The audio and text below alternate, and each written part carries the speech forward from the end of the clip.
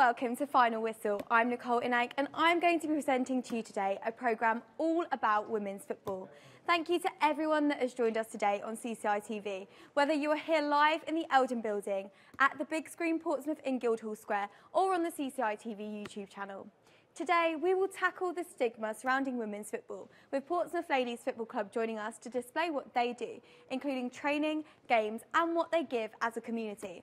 They'll be showing us exactly what it takes to be part of a top-class women's football team. To begin, the Pompey team will take us on a tour to their training grounds, where we will speak to a number of players, managers and coaches and learn what it's like to train for a team in the top of the league. Then we will come back down from the studio where we will have a fun football quiz show with a penalty shootout and where you may take something away from here that you didn't know. I have a question for all of you watching at home. Can you name me 5 famous male footballers? It's quite easy, right? Now, can you do the same for female footballers? It's much more challenging, isn't it? Something you want to emphasise to you today is the importance of women's football and celebrate their achievements and successes. Whilst there has been progress in women's football with great strides made, we know that there is still more to achieve with awareness, participation and of course media coverage. Today we want to highlight Pompey Ladies' high skill level and ability, their commitment to the team and endless hard work and positive energy. So, up next we have exclusive access to all areas to the very own Portsmouth Ladies football team. Let's take a look. Football's not a men's sport. Women's football, everyone gets stuck in. They'll go in for a tackle, they get straight back up. Makes you focus, keeps you fit. We need more girls getting into the football game.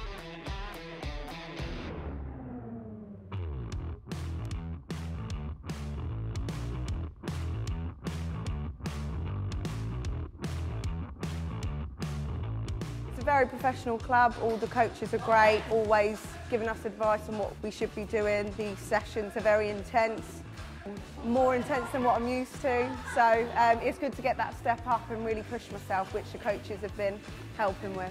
So I lead the S&C here, or the strength and conditioning. So at the moment we're doing group programmes focused on posterior chain, so we just vary it from time to time. The physical attributes are obviously a little bit different, which we know just through science between men and women. The tactical and technical side is nearly up there with some of the other higher levels. Women's bodies are different to men's, and physiologically we've kind of got to affect it. Women are more likely to get ACL injuries, more likely to get groin injuries, we found from studies. So you do have to adjust it accordingly. That's why we do stuff like we are today, where we're focused on like posterior chain, knee rehab and stuff like that, make sure we give them the best chance to succeed and stay fit. So myself, I've just come back from a sprained ACL and MCL in my knee, so it's a good opportunity for me to strengthen not only my knee but all the muscles around it, so it gets me back into the game quicker than what was expected. So the majority of us have come from all different places, started off at different teams and kind of joined together. So I kind of got into football because of my dad. He's always been a big football fan, but more ladies football than men's football. So I've got a twin sister, so we both joined a boys team when we were younger. We were the only 2 girls in the whole league, came for our team, and then managed to find a girls team back then. But in terms of programmes going on, I don't think there's that much to offer women or girls at a young age really around, well, the area I live anyway, for women's football. And I think definitely women's football needs a lot more investment and a lot more time put into it, because I've had such a big benefit out of football. Like, it's been a big part of my life.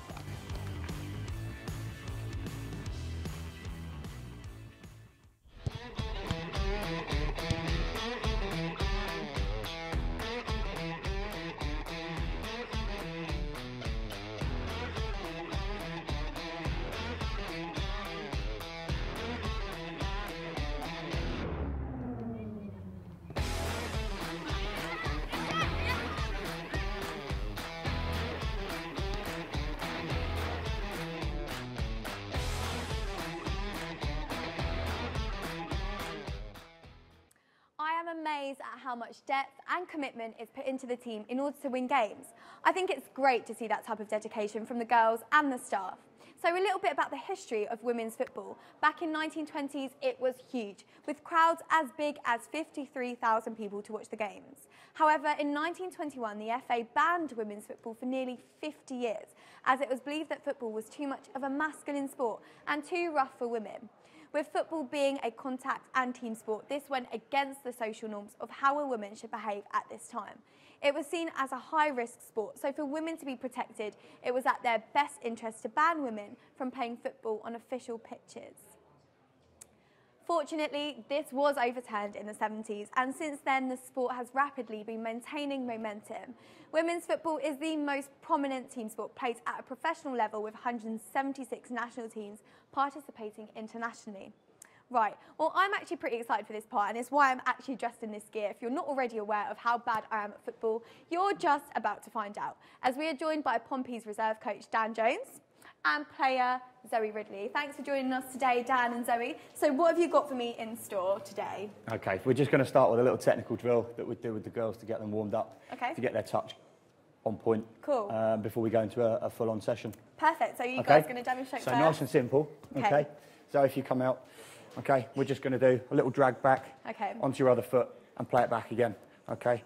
Looks nice and simple, but... It is very simple, because then we're going to go back the other way and use the other foot, trying to get the girls working on both feet, so they're proficient with both feet when they're taking their touches during the game. And is this something that you do every training session? Not necessarily, but we'll try and do some kind of technical drill, usually to get the girls warmed up.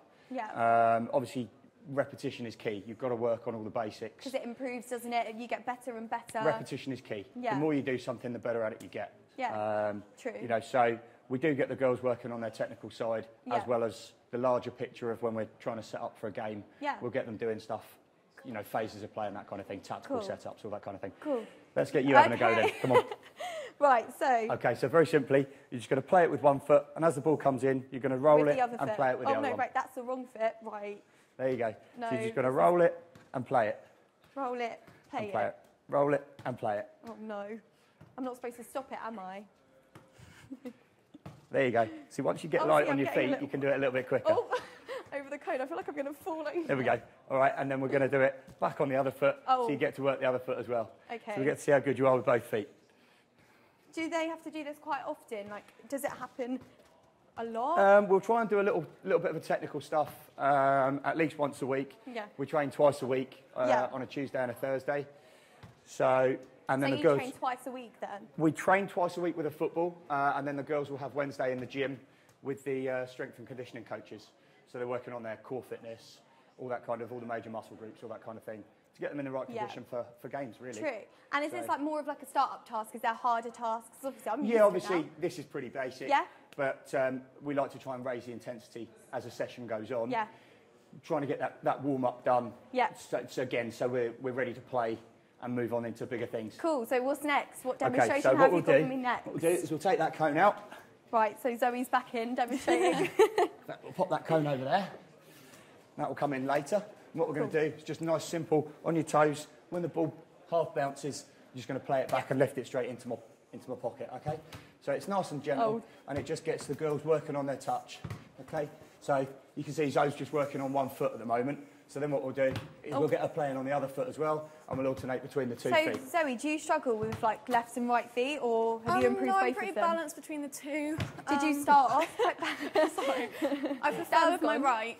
You prefer your that's right? my more dominant foot, but I've had an ankle injury on my right, so I tend to kind of go towards my left at the moment. Just when it pops up, just try and scoop it a little bit more so it pops up. There you go. So just looking to cushion it, Zoe.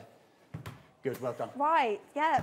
Okay. I mean, if I have a go at this, it's probably going to go out the window. Okay, well, let's give it a go anyway. Let's give it a go anyway. Dear. And then I'll take Zoe on and we'll do something a little bit more developed. Cool. Okay, so just when it bounces in front of you, you just always want to use your instep and you're just looking to almost scoop it up rather than play through it. Okay. Okay? Perfect. There you go. Oh, I felt like that was my on your ankle. instep. So you just want to open your foot out and just cushion it. Okay? Oh. That's all right, I'll go. Let's try. Oh. There we go, like that. Okay, so we'll start on the right foot and then we'll go on the left foot. Oh. Perfect. It's going a bit high, isn't it? Right. There we go. Perfect. Right, so when am I getting signed then? Well, I think we'll make a player out of you yet. So So if you come back in. What have you got for me in terms of something a little bit cool? Can you do anything quite flashy? I'm sure Dan can. Well, we'll give it a go. Putting you both on the spot, seeing as you just did it to me. Okay, let's see what I've got.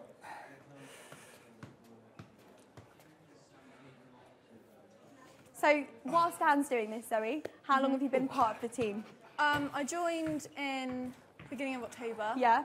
I came from Salisbury. Oh, okay. It was my first season back after a pretty big injury. Oh, okay. Was that your ankle injury then? Yeah. Yeah.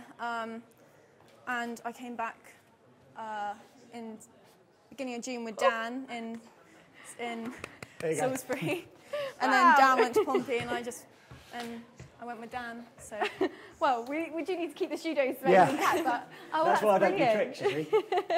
No, that's fine. And Zoe, have you got anything quick that you can show us? Oh, I don't know, I did it earlier, but... That little flick thing? I don't know. I mean, I could have it. Oh!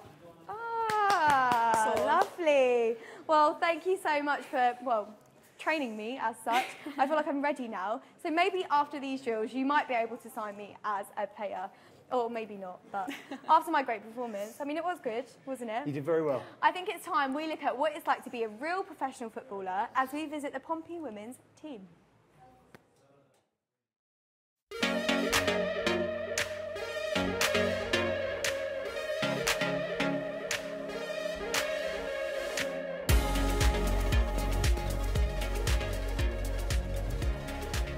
I'm Jay Sadler, first team manager. Portsmouth Ladies. On a Wednesday what we do is we get all the girls down for a second hour and we split it into two sections. So the first section is reflection on the game that we just played. We've got 5 pillars of performance that we base ourselves around, and by using 90-minute footage we'll segregate them into them clips, get a bit of interaction from the performance analysis and the girls to discuss areas of improvement, weaknesses, strengths. And then with the aim, obviously, to go out and do it on a football pitch on a Thursday, ready for the game.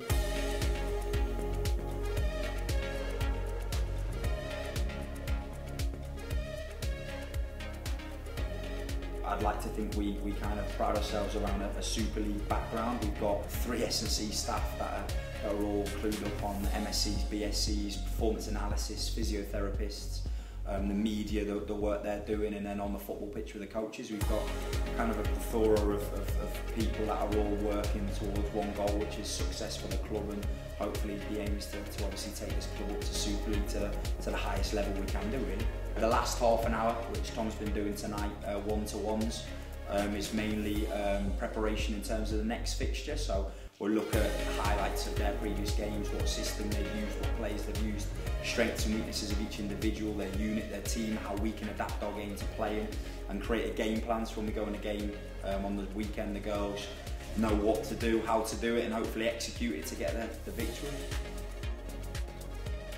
We're trying to get more women into coaching. I think that's a massive one, as you've got a lot of women that like to play football, and then as soon as they finish playing, where do they go? And obviously we're very male orientated as staff, and that's nothing down to gender based, that's just who's on board. We love to obviously diversify and have more women, whether it be coaching, whether it be S&C, physios, and just get them more in, because I know that the girls obviously will bounce ideas off them as well, and it'll be brilliant for us, and to just try and expose more women into football, whether it be on the pitch or off the pitch.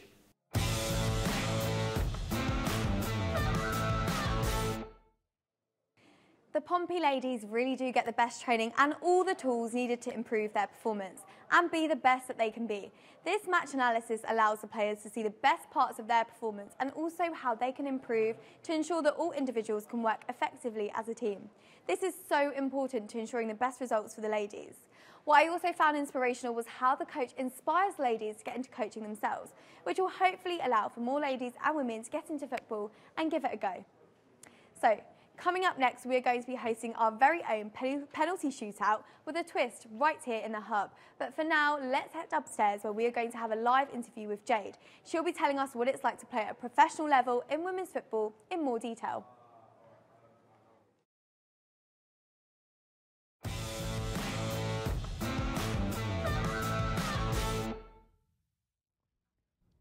Hey, thank you Jay for joining us today. So obviously you play for Portsmouth and we've seen you in a VT already, but would you be able to tell us in more detail where it all started?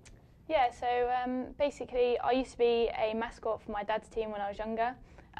From then on I played in a mixed team, so there was 2 girls and the majority of them were boys. From then on, when it was the age of 12, you had to join a all-girls team. So I joined Crawley, which was probably my closest team. And from then on, I stayed there, played the year above, sort of my age group, just because I was a little bit stronger and more physical, where I'd played with the boys before. And then that folded, so I dropped back to my own age group. And then as soon as I turned 16, I went and joined the ladies, just because of that sort of physicality side of it. Felt like a massive step up until you get into it. Yeah. And then from then on, I kind of joined Lewis for a real short period of time, and then moved on to Portsmouth afterwards. Oh, cool. So who were you influenced by growing up, and does this person still have impact in your life and in your play, when you play on the pitch? I've kind of been very lucky. I've been brought up around football. It's kind of been in our family for such a long time. My dad played, kind of taken a back seat now and taken more of a manager role, but that kind of works in my favour. He comes to the games, he gives me advice, constant feedback, which is always nice, and also coming from someone that can give you it brutally honest. Other than that, I've had a cousin that played for Brighton, so he was a scholar. So again, a good level. Would always sort of look to him for sort of advice if I needed to improve certain aspects of my game. And then also my granddad, he used to play as well. So it's been around for a long time. I think there's only one person in our family that doesn't really play football anymore. Question though, do any of them appear on FIFA? Oh, I wish. No, my cousin got dropped out of Brighton just before they got into that league. So, and I'm aware, as you've mentioned on the VT, that you were injured recently. Has this had impact on your performance and mood? And how have you recovered? How have you recovered from it? Yeah. So as I said, I sprained my ACL, my MCL, and my knee. Was a massive shock at the time. Just got unlucky going in for a big tackle. From then on, it was kind of just rest and making sure you look after yourself in other ways. Like you said, mentality-wise was a massive problem. I was playing games sort of twice a week, training pretty much every day. So taking that step back was going to be the hardest bit for me. But after that, it was kind of just making sure you follow the advice that you're given as much as you don't necessarily want to, and you want to come back before you should. So it was about following the rehab program, strengthening all the muscles to try and stop that injury from occurring again, and then obviously getting back into it, but slowly and surely. So as a female player, obviously in a professional league, how would you say that the women are represented in the media? I think it's a tough one. I think it's definitely improved, especially since like the World Cup and England women doing so well. And in some respects doing a lot better than what the men have done previously in the World Cup. So that was kind of what should have been a massive turning point, but I don't think it's kind of reached as high a potential as it could do. So it's definitely needs improving. But I think one problem is obviously the money side of it. The money is not being pumped into women's football as much. And I know for us, we don't have as massive a link with the men's team as what we could do. So that's a bit of a pitfall, really. But again, it comes down to the fact it's always been classed as a men's game rather than a women's game. That's improving now, and it's getting a better mindset. Yeah. But again, there's a difference in the speed of the game, and I think that's one thing that puts people off from watching it a little bit. So what advice would you give to anyone, myself, the presenter downstairs who's tried drills out, what would you give to us who are interested potentially about getting into the sport? I think it's important to know what you want from the sport. So whether you just want it recreationally, as in to not be competitive. So you can look at grassroots and just getting involved at that side of things. I know in Portsmouth there's a lot like goals and facilities like that do that. And then from there, if you enjoy it and you want to take it further, then there's plenty of teams in the area to kind of move forwards. Cool. So lastly, how do you think the future of the sport will progress? I think, again, it's just important to focus on those grassroots levels and making sure that it's better there. From there, it's about like making sure it's focused on women. Cool. Thank you so much. Thank you for your time. That's all we've got time for.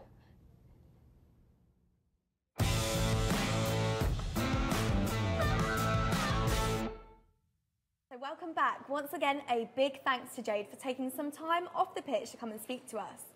Now, at the end there, we asked Jade the question, how do you think the future of women's football will progress? And I'd like to open it up to you two, Zoe and Dan. So Zoe, you first. What do you think? Well, I mean, I'm quite young. Yeah. How old are you? 17. Okay. Yeah, so you are quite young. I think I am the youngest in our team. And, I mean, like, just coming from a level like grassroots and seeing Pompey, it's just so, like, broad. Like, there's so many opportunities. And I know that there's, like, bigger clubs, and there's like the Super League, because we're in the Premier League. There's the Super League, which is just an even bigger like spectrum of opportunities. So there's just, I know there's so much more. There's more to come all the time, yeah, isn't there? Yeah, definitely. So you think it's very progressive? Yeah, cool. There's a lot to come. Cool. Okay, and what about you, Dan? Yeah, well, I got into women's football purely for that reason. Okay. Because there is so much more development within the women's game. Yeah. If you look at men's football, it's kind of hit a bit of a ceiling. You know, there's obviously the tactical side of things, which you see at Man City now with Pep Guardiola, the way he's developing the game. Yeah. But women's football has still got that much more progression to do. Obviously, because of the physical makeup, the women's game's slightly different. It's not necessarily quite as physical, it's not quite as fast. But actually, the time that I've spent in women's football, a lot of the girls could compete at a very good level. Can be that fast, with the men's. Yeah. Yeah, absolutely. You know, we've got some girls in the first team who are very, very technically good players. Yeah. You know, they're physically strong. They're not afraid of getting stuck into a 50-50. Yeah. So it is that progression, and you know, I mean, because the women's game was stunted for that period of time, as you discussed earlier, there is still that huge development to make in terms of the women's game. True. Well, but I'd like to think that we're doing the right things. Well, I'd like to think so too, and it looks like you are, so thank you for your opinions on that. So, to challenge you today, we're going to test your knowledge, and I think it's time for this quiz that we were talking about earlier, to see who is a bigger fan of the sport, coach or player. The rules are simple. You'll be asked questions with two answers, A or B, and all you have to do is kick the football into the corresponding goal. If you guess correctly, you get a point. However, you must get the ball inside the goal to count as a correct answer to earn the point. I am going to be a goalkeeper, but as you both know, I'm not good at this. So I'm going to be standing in the middle and see whether I can kind of stray, and I've got the questions too. So let's get into positions. There's a lot of tension here. Right, so the first question, Zoe, is what country did football originate from? You've got A, Italy, or B, China. Which one do you think? Okay, so Zoe went for A. It was, in fact, actually B. It's China. I'm so sorry, Zoe, but you didn't get a point there. Okay, so Dan, most goals scored by one player in a game. What do you think it is? A, 16, or B, 18? Oh, okay, so Dan went for 18. No, you went for 16. In fact, that was the right answer. Aww. Yeah, you were right, 16. So that's 1 point to Dan. Okay, Zoe. What year was the first Premier League season? Zoe, you're literally like, well, no, you know, remember I'm only 17. So it's A, 1992, 1993, or B, 1982 and 1983. Oh, you went for B. You went for 1982 and 1983. In fact, Zoe, it's 1992 and 1993. Not very good at this. Right, coach, you've got to teach some history. If he was alive at this point. So Dan, who has won the most FIFA World Cup tournaments? Is it A, Germany, or B, Brazil?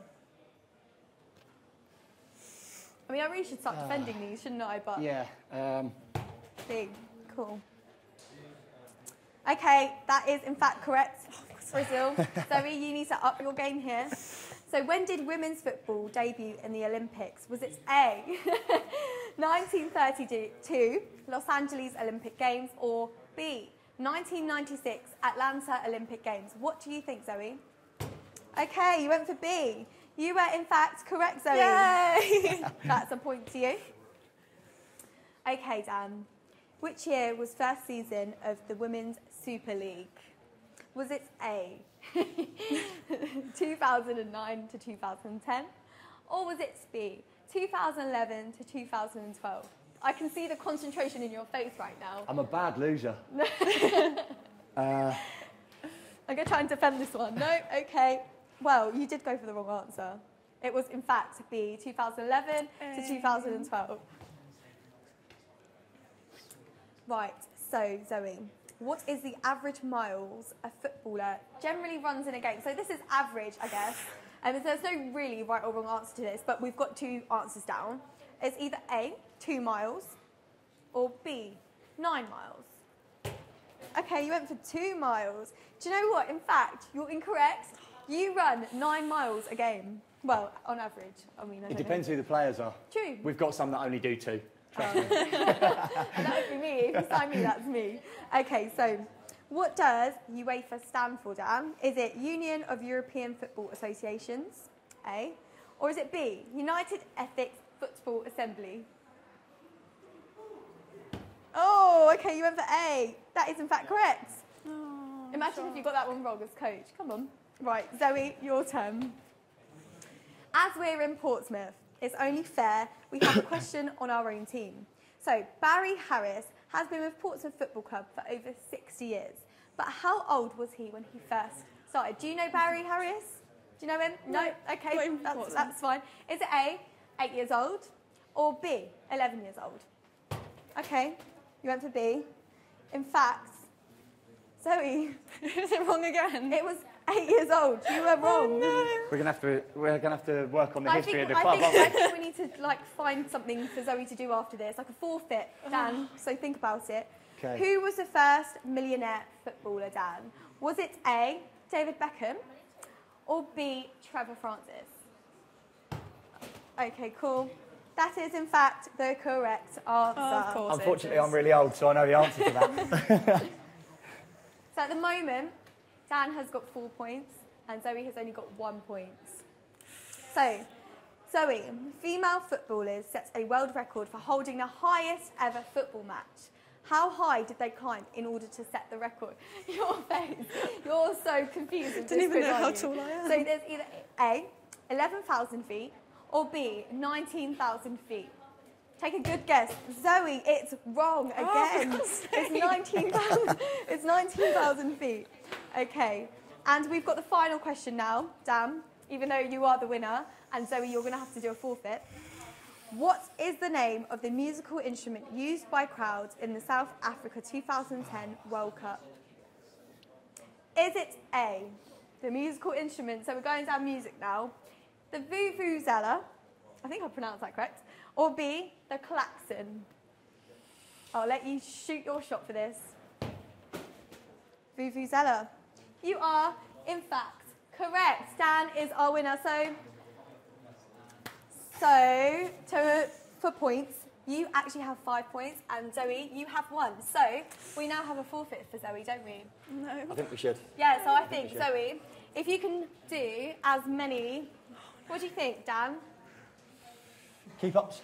Keep-ups? I think let's see Should how we many get keep-ups a we can do. proper ball? Yeah, let's do it with a proper one. All right, then. Come on then, Zoe, show us what you've got. You have to impress us this time. 2, 3, 4, 5, 6, 7. Oh! Dan, do you want to give it a go? I'll give it a whirl. Oh, no. I'm going to have to stop him. Wow. Okay, well, you're going to be going on for ages, Dan, so I'm just going to slowly just end the show without you. Do you want to come over? So that's all we actually have time for today. Otherwise, we're going to get carried away with your keepy-uppies, aren't we?